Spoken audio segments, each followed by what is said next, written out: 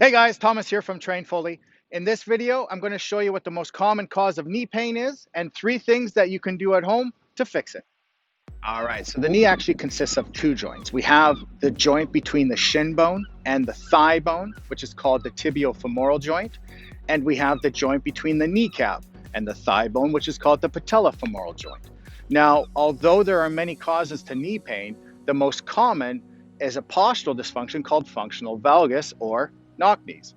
Knock knees is a combination of too much internal rotation and adduction of the thigh bone and too much external rotation and abduction of the shin bone. And this movement impairment displaces both joints in the knee, which means their bony surfaces don't line up correctly and they grind past each other when you move your knee. This is called arthrokinematic dyskinesis. It increases wear and tear on both of the joints and causes pain. So to stop the pain, we need to realign the joints in your knee, which means we're going to have to fix the underlying postural dysfunction, which is the knock knees. Here's how to do that. This is self-administered myofascial release for the vastus lateralis. Vastus lateralis is the lateral quadricep muscle.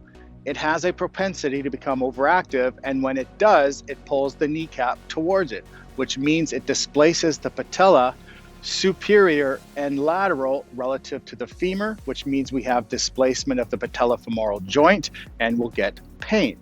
Now, trigger points tend to develop within the muscle at about the midway point and just above the knee. The pressure applied by the foam roller initiates a neuromuscular reflex called autogenic inhibition, which causes those adhesions to break up and the muscle to relax, which then helps restore normal alignment of the patellofemoral joint and will have less pain. So I want you to survey the entire length of vastus lateralis, looking for the most tender spot. Find that spot, stay there for 30 seconds to 2 minutes. Again, find the most tender spot. That's the spot we're targeting. This is self-administered myofascial release for the anterior abductors. The anterior abductors are a group of 5 muscles that occupy the medial compartment of the thigh. They're part of the hip flexor complex, and collectively, the anterior abductors flex, adduct, and internally rotate the hip, which means when they become short and overactive, which they have a propensity to do, they will pull the hip into excessive adduction and internal rotation and contribute to knock knees. So part of the strategy to correct knock knees and reduce knee pain is to address the overactivity of the anterior abductors, and this technique does that. Survey the entire medial compartment of your thigh with a foam roller or a ball, looking for the most painful spot. Once you find that spot, stay there for 30 seconds to 2 minutes and let autogenic inhibition relax the muscle. This is isolated activation for the gluteus medius. The gluteus medius is the primary abductor of the hip. Remember, knock knees and knee pain are a result of too much hip adduction, which means the gluteus medius has been pulled long, and when muscles get pulled long, they become inhibited or underactive.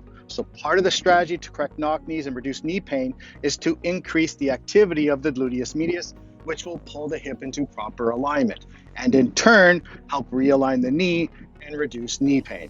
This exercise does that. This is called Clam Shells. It's best to do this against the wall to reduce any chance of compensating.